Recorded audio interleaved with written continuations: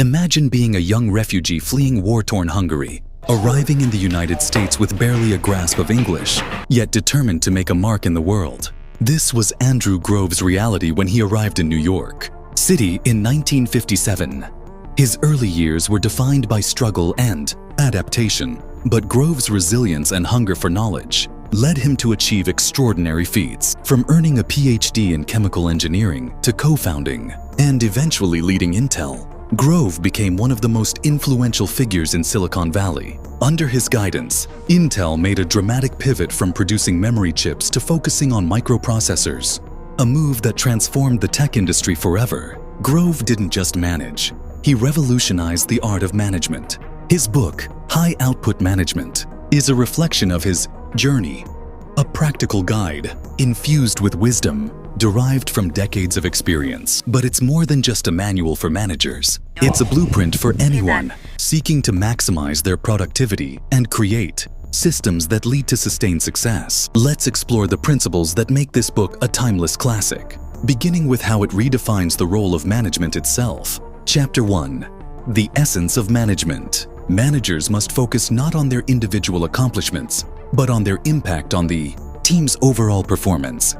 Andrew Grove. Imagine you're running a restaurant. Every morning, you prepare for the breakfast rush, ensuring the food is ready on time. But what if your focus is solely on flipping pancakes while ignoring customer service, kitchen efficiency, or staff performance? Grove likens this scenario to a manager who focuses only on individual tasks rather than the broader system. Grove introduces the idea of managerial leverage, the impact of a manager's actions on their team. For instance, let's consider Priya, a team leader at a marketing firm. Before reading Grove's book, Priya spent hours tweaking presentations and approving minor design changes herself. While she worked tirelessly, her team's performance remained stagnant. After applying Grove's principles, Priya realized her real responsibility was to create an environment where her team could thrive. She began delegating tasks, holding regular coaching sessions, and focusing on strategic planning. Her team's output improved dramatically, and Priya found more time to address critical challenges. Scenario example. For instance, if a manager spends an hour training a team member who then uses that skill to complete 10 tasks more efficiently, the manager's leverage is multiplied. Key tip: shift your mindset from doing to enabling. Focus on activities that amplify the output of your team, such as setting clear objectives, providing resources, and fostering collaboration. Chapter 2. Meetings as a productivity engine. Meetings are not a waste of time. They are the cornerstone of managerial work when done effectively. Andrew Grove. Meetings often get a bad rap, but Grove argues that they are indispensable for driving results. He categorizes meetings into two types. 1. Process-oriented meetings. These focus on routine updates, ensuring alignment among team members. 2. Mission-oriented meetings. These are problem-solving sessions designed to tackle specific challenges. Consider Priya again. Her weekly team meetings were often unfocused, leading to wasted time and frustration. After adopting Grove's methodology, she restructured her meetings with clear agendas and goals. Process-oriented meetings covered project updates and progress tracking, while mission-oriented meetings addressed pressing issues, such as brainstorming solutions for declining customer engagement. Scenario example. For example, if a team struggles with low customer retention, a mission-oriented meeting could involve analyzing customer feedback, brainstorming improvements, and assigning actionable tasks. Key tip: always prepare for meetings by defining their purpose and desired outcomes. Use tools like agendas to keep discussions focused and productive. Chapter 3. The Art of Feedback. Feedback is the breakfast of champions. Andrew Grove. Feedback is often seen as uncomfortable, but Grove views it as a cornerstone of improvement. He explains that without feedback, individuals and teams cannot grow or adapt. Take the case of Sarah, a project manager who hesitated to give constructive feedback because she feared damaging relationships. Grove's approach helped her see feedback as a gift, a way to help her team succeed. She began using a structured approach. 1. Be specific. Instead of vague comments like, "This report needs improvement," Sarah offered actionable suggestions like, "Add more data visualizations to clarify your points." 2. Be timely. Feedback delivered immediately after an event is far more impactful than waiting for formal reviews. 3. Balance positives and negatives. Highlighting strengths alongside areas for improvement creates a more receptive environment. Key tip: regularly schedule one-on-one sessions to provide feedback and encourage upward communication. This builds trust and fosters a culture of continuous improvement. Chapter 4. Data-driven decision-making. Measure what matters, but don't measure everything. Andrew Grove. In an era dominated by data, Grove emphasizes the importance of focusing on meaningful metrics. He warns against drowning in unnecessary data and advocates for identifying key performance indicators, KPIs, that align with organizational goals. Consider a startup trying to improve its customer support. Instead of tracking dozens of metrics, the team focuses on 2 critical KPIs: average response time and customer satisfaction score. By prioritizing these metrics, they can target specific improvements that directly impact customer experience.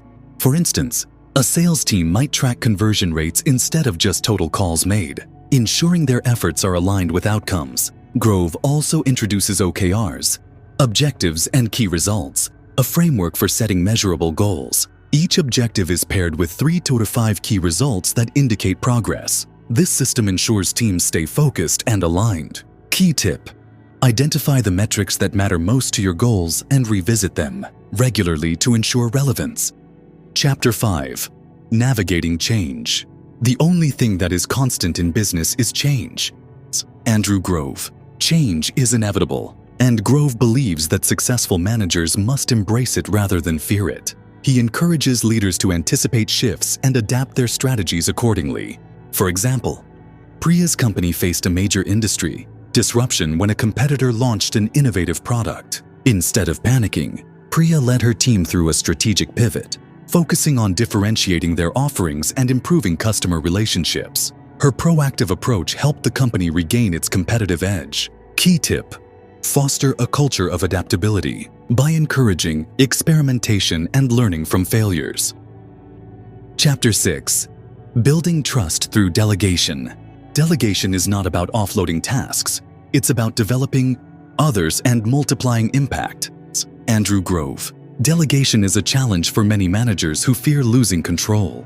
Grove explains that effective delegation is about trust and empowerment. Scenario example: for instance, delegating the preparation of a quarterly report to a junior team member can provide them with valuable experience while allowing the manager to focus on presenting the findings to stakeholders. Key tip: clearly define expectations and provide support when delegating tasks. This ensures success and builds confidence.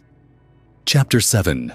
The importance of hiring the right people. One of the most important decisions a manager makes is deciding who joins the team.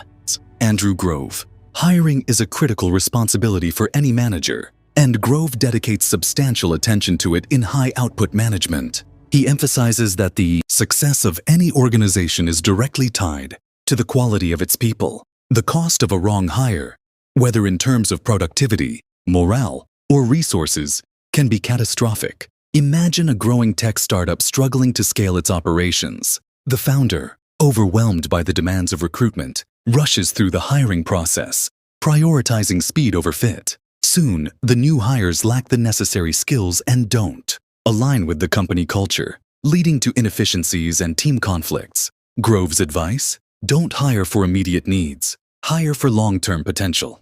He advocates for creating a structured hiring process with clearly defined criteria. For instance, Priya, after adopting Grove's methods, implemented a rigorous interview framework at her marketing firm. Candidates were evaluated not just on technical skills, but also on their ability to collaborate, adapt, and align with the company's mission. Key tip: invest time in refining your hiring process. Look beyond resumes and focus on a candidate's potential to grow within the organization and their ability to align with your team's goals. Chapter 8. The power of motivation. To get extraordinary performance out of people, you have to tap into their intrinsic motivations. Andrew Grove. A manager's role is not just to supervise but to inspire. Grove highlights that motivating employees goes beyond offering financial incentives. It requires understanding what drives each individual. Consider Sarah, the project manager we discussed earlier.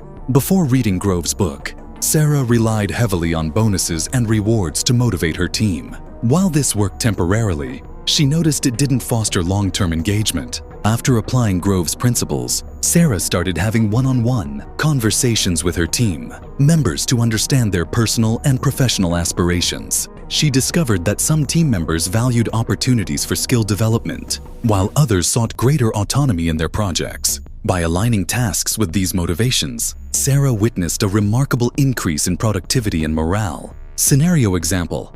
For instance, if an employee values recognition, assigning them a visible leadership role in a key project can be far more motivating than a monetary bonus. Key tip: understand what motivates each team member individually and align tasks with their intrinsic drivers. A motivated team is an unstoppable force.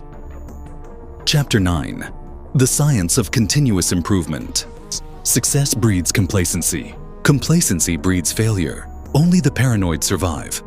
Andrew Grove. Grove's famous motto encapsulates his belief in the necessity of continuous improvement. No matter how successful a team or organization becomes, there's always room for growth. Take the case of a leading retail company that dominated its market for years. Over time, complacency set in, and competitors started offering better online shopping experiences. By the time the company realized the threat, it had already lost significant market share. In conclusion, by the end of high output management, the principles Andrew Grove shares have transformed the way Priya, Sarah, and countless others approach leadership.